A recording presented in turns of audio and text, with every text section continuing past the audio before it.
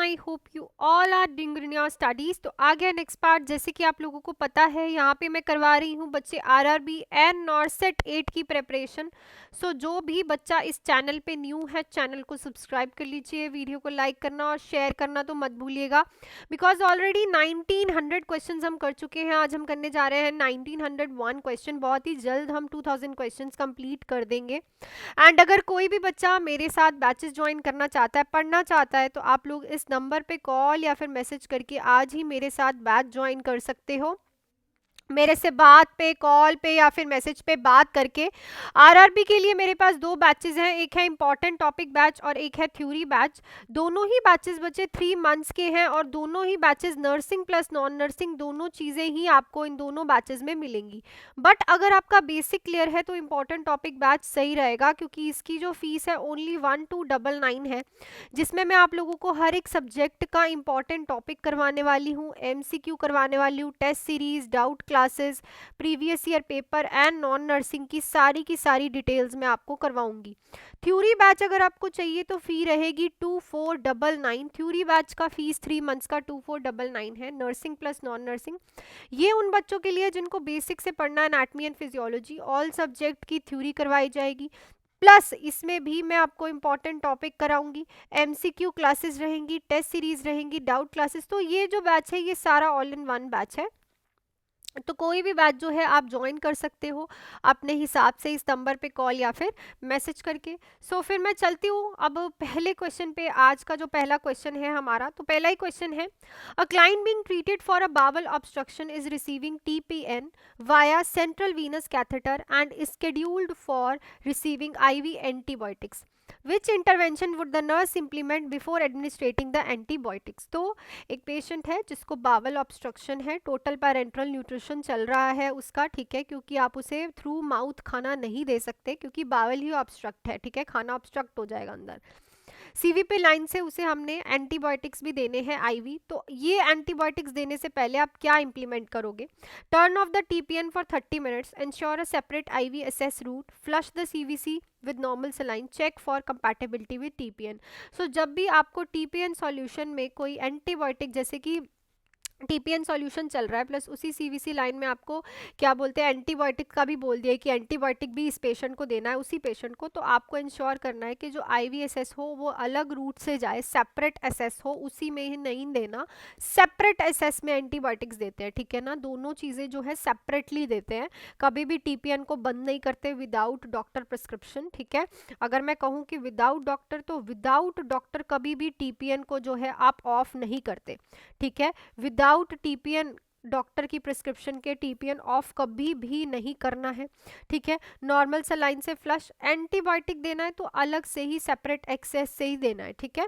और check the compatibility, सो ऐसा भी नहीं होता, कंपैटिबिलिटी भी ऐसी कोई चेक नहीं करनी होती आपको, ठीक है, सेपरेट एसेस ही देना है आईवी रूट का। नेक्स्ट है, magnesium sulfate is ordered IV through following the established protocol for a client with severe pregnancy induced hypertension. The anticipated effect of this therapy are anticonvulsant and, तो देखो जो आप magnesium sulphate देते हो MgSO4 जो patient को देते हो आप, ये हम किसको देते हैं? जिनको प्रेगनेंसी इंड्यूस्ड हाइपरटेंशन, एक्लैम्शिया की, ये एक्लैम्शिया एंड प्री एक्लैम्शिया की ड्रग ऑफ चॉइस है, ठीक है। तो ये आप दे रहे हो अगर किसी पेशेंट को, तो इसका जो इफेक्ट होता है एक तो होता है एंटीकन्वल्सेंट, दूसरा कौन सा होता है? Vasoconstrictive, vasodilator, anti hypertensive, anti emetics. तो MgSO4 का दो होते हैं, एक एंटीकन्वल्सेंट प्लस वेजोडाइलेशन। वेजोडाइलेशन करा के ये पेशेंट का बीपी फॉल कराता है, ठीक है। प्लस इसके एंटीडोट से भी क्वेश्चन आता है कि भाई इसका एंटीडोट क्या है बार बार। सो इसका एंटीडोट है कैल्शियम ग्लूकोनेट, ठीक है, क्या है ये? Calcium gluconate. प्री एक्लैम्शिया एक्लैम्शिया की ड्रग ऑफ चॉइस है MgSO4, ठीक है। और ये जो है एंटी कन्वल्जेंट होती है, CNS को डिप्रेस करती है, क्या करती है? सेंट्रल नर्वस सिस्टम को डिप्रेस करती है, ठीक है, तभी पेशेंट को एंटी कन्वल्जेंट होती है। और वेजो डायलेशन, वेसल्स को डायलेट करवाती है। नेक्स्ट है, the nurse should carefully monitor a client for the following common side effect of MgSO4। तो नर्स को केयरफुली मॉनिटर करना है MgSO4 के किस साइड इफेक्ट के लिए। Visual blurring, tachypnoea, epigastric pain, respiratory depression. तो याद रखो जब भी आप किसी को MgSO4 दे रहे हो तो इसका कॉमन साइड इफेक्ट है कि रेस्पिरेटरी डिप्रेशन करती है। तो पेशेंट को रेस्पिरेटरी जो है आपको एसेस और उसमें रखना है, अपने कंसर्न में रखना है, बिकॉज इसका ये मेजर साइड इफेक्ट है। नेक्स्ट है 26 years old client is admitted to the labor and delivery recovery postpartum unit. The nurse complete her assessment and determine the client is in a first stage of labor. The nurse should instruct her. तो एक client है, आप उसको labour में है, delivery और recovery postpartum unit में है पेशेंट, ठीक है, 26 years old है, आप उसकी असेसमेंट कर रहे हो और आपने देखा कि वो फर्स्ट स्टेज ऑफ लेबर में है, तो आप उसको क्या इंस्ट्रक्ट करोगे? To hold breath during contraction, to be flat on her back, not to push with her contraction, to push before becoming fully dilated, ठीक है। सो देखो इसमें सबसे इंपॉर्टेंट इंस्ट्रक्शंस होती हैं कि हम पेशेंट को वैसे तो एनर्जी कंजर्व करने के लिए कहते हैं, क्योंकि सेकंड स्टेज ऑफ लेबर में हमें क्या करवाना है, पुश करवाना है, ठीक है ना, तो हम उसको हमेशा यही कहते हैं। सो जब भी ये कॉन्ट्रैक्शंस आती हैं, जब आपको फर्स्ट स्टेज ऑफ लेबर में कॉन्ट्रैक्शंस आती हैं तो उसके साथ आपको पुश नहीं करना है, बस कॉन्ट्रैक्शंस को जो है वो फील करना है, ठीक है, क्योंकि फर्स्ट स्टेज ऑफ लेबर में तो सर्विक्स खुल रहा है ना, सो सर्विक्स डायलेशन हो रही है, तो पुशिंग करनी होती है हमें सेकंड स्टेज ऑफ लेबर में, फर्स्ट स्टेज ऑफ लेबर में नहीं करनी होती, इससे उसकी एनर्जी भी सेफ होगी। Next, the nurse has admitted a client to the clinical nursing unit after going a right mastectomy. The nurse should plan care the right arm in which position. तो right side की breast removal mastectomy हुई है, तो right arm को किस जगह पे position करोगे आप? Elevated on a pillow level with the atrium, right atrium, dependent on the right atrium, elevated above shoulder करोगे आप? Elevated on the pillow. ऐसा क्यों? क्योंकि देखो मेस्टेक्टमी हुई है तो वहाँ पे लिम्फोडीमा हो सकता है, ठीक है, तो प्रॉपरली सर्कुलेशन कराने के लिए आप उसे एलिवेटेड ऑन अ पिल्लो रखते हो। क्लियर? सो नेक्स्ट क्वेश्चन पे चलने से पहले बच्चे, आपका पेपर जो है RRB का होने जा रहा है बाय फेब्रुअरी बाय मार्च, तो आपके पास टाइम है अभी 3 months के अप्रॉक्स। तो अगर आपको किसी को भी RRB के लिए बैच ज्वाइन करना है तो आप इस नंबर पे मेरे से बात या फिर मैसेज करके ज्वाइन कर सकते हैं। रिव्यूज़ के लिए आप कम्युनिटी सेक्शन देख सकते हैं। एक है इंपॉर्टेंट टॉपिक बैच, एक है theory batch. Important topic batch की फीस है 1299 और थ्योरी बैच की फीस है 2499। इंपॉर्टेंट टॉपिक में आपको important topics, MCQs, test series, doubt classes, previous year paper and non nursing के लाइव एंड रिकॉर्डेड क्लासेस मिलेंगी। थ्योरी बैच अगर बेसिक क्लियर करना है तो basic anatomy and physiology start होकर theory, important topic, MCQs, test series, doubt classes, previous year paper and nursing के सारी live and recorded classes मिलेंगी।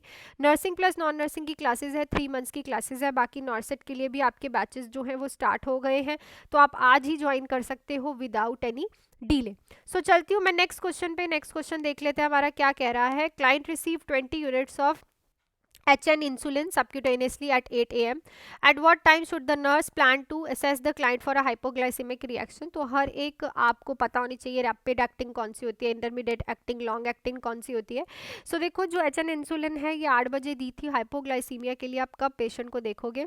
10 बजे, 11 बजे, 5 बजे या फिर रात को 11 बजे। सो ऑब्वियसली 5 बजे आपको देखना होता है। जो आपकी HN इंसुलिन है, this is your intermediate insulin, ठीक है, जो कि इंटरमीडिएट रिएक्ट करती है, ठीक है, और इसका जो पीक टाइम होता है वो लगाने के 4 से 8 घंटे, 9 घंटे, 10 घंटे तक रखता है, तो उस हिसाब से ये जो है 5 बजे बिल्कुल सही रहेगा। Next, an infant born with the imperforated anus return from the surgery with the colostomy. The nurse assess the stoma, notes that it is red and oedematous. What is the nursing action based on this finding? तो imperforated anus था, इसीलिए आपने उसकी क्लोस्टमी बनाई surgery करके, और जब patient आया आपके पास तो उसका जो स्टोमा था वो रेड और थोड़ा एडिमिटस मतलब स्वेलन था। तो बेस्ट नर्सिंग एक्शन क्या रहेगा? Elevate the buttocks, document the finding, apply ice, immediately call the health care provider. तो रिटर्न हुआ है फ्रॉम द सर्जरी, तो पहले 24 आवर्स में आपको ये जो है नॉर्मली देखने को मिलती है रेड एंड एडिमिटस, पर अगर यही कलर आपका पर्पल और ब्लैक होता तो आप थोड़े से टेंशन में आ सकते थे। क्यों? क्योंकि पर्पल और ब्लैक शो करता है कि पेशेंट की सर्कुलेटरी प्रॉब्लम हो रही है स्टोमा पे, ठीक है ना। बट अगर रेड और एडिमिटस है अर्ली तो दैट इज वेरी नॉर्मल, और डॉक्यूमेंट कर दो फाइंडिंग को। नेक्स्ट है, the nurse is performing an initial assessment on a newborn infant. When assessing nursing the infant head, the nurse notes that the ears are low set. Which nursing action is most appropriate? Initial assessment करते हो new born का, उसका head देखते हो, उसके जो years हैं वो लो सेट होते हैं, तो क्या नर्सिंग एक्शन अप्रोप्रिएट रहेगा?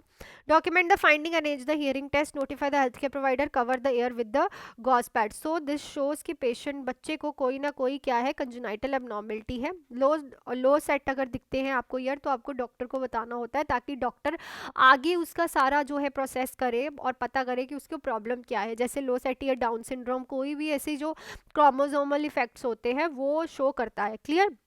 नेक्स्ट है, the clinic nurse is assessing jaundice in a client child with hepatitis, which anatomical area would provide the best data regarding the presence of jaundice. तो आप चाइल्ड में jaundice और hepatitis check कर रहे हो, तो कौन से एरिया पे सबसे अच्छा प्रेजेंस ऑफ जॉन्डिस आपको पता चलेगा? बच्चे में the nail bird, the skin in the sacral area, the skin in the abdominal area, the membrane in the year kanal. So the जो नेल बर्ड्स होती है ना, बच्चे की पूछा है यहाँ पे, चाइल्ड का पूछा है ना, तो नेल बर्ड्स पे परफेक्टली आपको पता चलेगा जॉन्डिस एंड हेपेटाइटिस की प्रेजेंस का. नेक्स्ट है, the nurse is preparing a plan of care for a client in a skin traction. The nurse should monitor for which priority finding in the client. तो skin traction के लिए आप plan of care कर रहे हो, तो priority क्या रखोगे इसमें मॉनिटर करने के लिए? Urinary incontinence, sign of skin breakdown, presence of bowel sound, sign of infection around the pin area. तो दो तरह की ट्रैक्शन होती है, skin traction and skeleton traction. Skin traction में आप क्या रखोगे प्रायोरिटी, ये आपने मुझे कमेंट सेक्शन में बताना है, और ये क्वेश्चन आपको इनडायरेक्टली मैं करवा चुकी हूँ पहले भी. जो मैंने आप लोगों से लास्ट टाइम क्वेश्चन पूछा था, उसका आंसर मैं बता देती हूँ आपको, कि अगर कोई पेशेंट है जिसको अल्कोहल विड्रॉल डिलीरियम हो रहा है, तो आपको सीजर्स प्रिकॉशन करने हैं, क्योंकि ट्रेमर्स जो हैं वो भी क्या है, अल्कोहल विड्रॉल के सिम्टम्स हैं. Clear? So that's it for this video अच्छी लगी तो वीडियो को लाइक, शेयर एंड सब्सक्राइब कर दीजिएगा चैनल को. और अगर किसी को भी बैचेस ज्वाइन करने हैं, बच्चे डीले मत करो, ये समय है जागने का. ठीक है? आरआरबी के लिए 3 मंथ्स के nursing plus non nursing important topic batch and theory batch fee रहेगी 1299, थ्योरी बैच की 2499. आज ही ज्वाइन कर सकते हो. लाइव प्लस रिकॉर्डेड बैचेस रहेंगे, nursing plus non nursing both रहेगी. सो अब टाइम वेस्ट करना, मतलब टाइम वेस्ट इज लाइक अपनी सीट को छोड़ना. ठीक है? सो मिलती हूँ नेक्स्ट वीडियो में. Till then do hard work, make your parents proud and all the best, and be ready by 12:30.